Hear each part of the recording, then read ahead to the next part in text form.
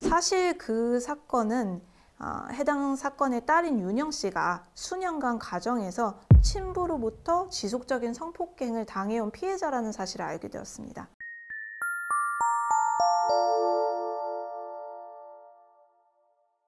세상이 흔들어도 당신은 흔들리지 않도록. 전변을 저을 전선의 변호사입니다. 저는 12년차 변호사로 활동을 해오고 있는데요. 12년 동안 변호사로 활동하면서 이런저런 사건들을 만나서 해결을 하다 보니까 다양한 의뢰인들을 만나서 여러 가지 사건을 경험을 할 수밖에 없었는데요. 여러 형사 사건이나 가사 사건을 토대로 경력을 쌓아오던 중에 우연히 성범죄 사건을 맞닥뜨리게 되었습니다. 이 사건 같은 경우에는 어머님이 이혼 사건을 문의하려고 전화를 주셨는데 꼭 따님과 같이 오고 싶다고 하셨습니다. 굉장히 저녁 늦은 시간에 미팅을 잡고 처음 뵙게 되었습니다. 어머니는 남편과 조정 이혼을 통해서 재산 관계를 정리를 하고 싶다고 하셨는데요. 그 내용에 초점을 맞춰서 제가 재산 정리에 대한 부분이나 조정 문구나 이런 부분들을 설명을 드리고 있었습니다. 그런데 내용을 좀 상담을 하면서 이야기를 하다 보니 사실은 조정 이혼의 경우에는 두 분이 동의하면 이혼 자체가 되기 때문에 이혼 사유는 원래는 그렇게 크게는 중요하지 않습니다. 근데 제가 말씀을 듣다 보니 뭔가 좀 두 분이 숨기는 게 있는 것 같고 석연치 않은 부분이 있는 것 같았습니다. 그래서 좀 더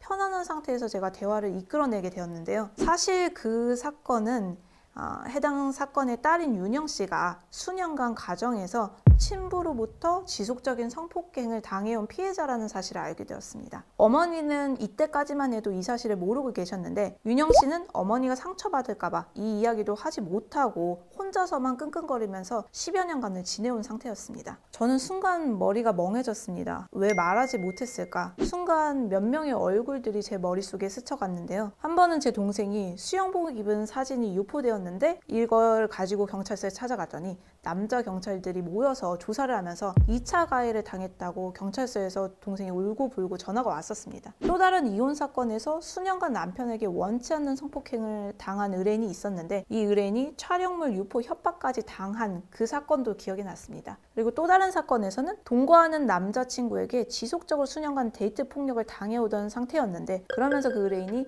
늘상 칼로 협박을 당하던 상황이었는데도 마지막 순간에는 오히려 가해자로 몰리는 그런 사건들도 생각이 났습니다. 저는 이런 사건들에서 차가운 경찰서에서 의자에서 떨고 있던 의뢰인들의 손을 제가 잡아주고 동행해서 우리 의뢰인들이 힘내었던 순간을 떠올렸습니다. 그래서 저는 윤영 씨가 좀 더 용기를 내도록 돕고 싶었는데요. 얘기를 나눠보고 결국에는 원칙대로 좀 강경하게 가기로 했습니다. 잘못한 일은 그에 응당한 처벌을 받아야 마땅하니까요. 어머니가 종전에 저한테 문의하셨던 조정 이혼은 고민하지 않기로 했습니다. 이 사건에서는 재산을 전부 가져온다고 하더라도 그렇게 간단히 해결되는 문제는 아니라고 결론을 내렸습니다. 저는 이 사건을 진행을 하면서 처음에는 윤영 씨가 굉장히 그 힘든 기억을 떠올리는 것 자체가 어렵지 않을까라고 생각을 했는데 윤영 씨는 담담하게 이러한 기억들을 떠올리고 저와 같이 잘 준비를 했습니다. 저와 상담하기 이전까지 변호사 사무실을 6곳을 돌면서도 남자 변호사들에게는 털어놓지 못했던 속사정을 허심탄회하게 털어놓을 수 있었습니다. 지난 10년간의 피해에 대해서 어렵게 기억을 떠올리고 또 특정을 하고 대조를 하고 이에 대한 증거를 짜맞추어서 진술을 일관되게 정리를 하고 빠르게 고소장을 접수하게 되었습니다. 사전 구속영장이 발부될 걸로 저희가 예상을 하고 있었는데 그 상태로 형사재판이 이루어졌고요. 합의 없이 형사재판 1심, 2심이 진행되어 피고인에 대한 형이 확정되었습니다. 결국 엄벌에 처해졌고요. 이와 동시에 어머니가 원래 진행을 하고자 했던 이혼 역시도 유책 배우자에 대한 책임을 물어서 소송 이혼으로 진행을 했습니다.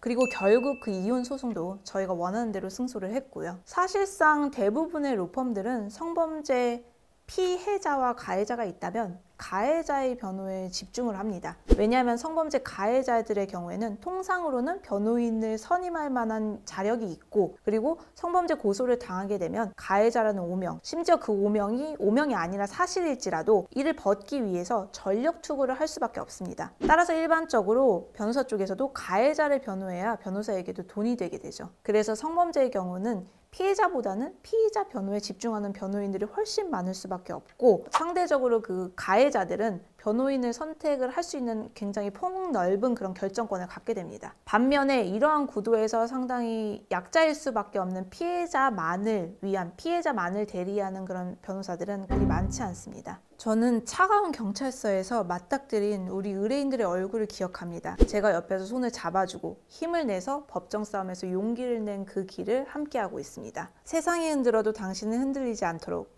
전변의 저울, 저 전선의 변호사가 직접 동행하겠습니다. 오늘 영상은 여기까지고요. 영상 도움이 되셨다면 구독과 좋아요 부탁드립니다. 그리고 궁금한 점은 댓글 또는 전화번호로 문의 주시면 상담해 드리겠습니다. 영상 끝까지 봐주셔서 감사합니다.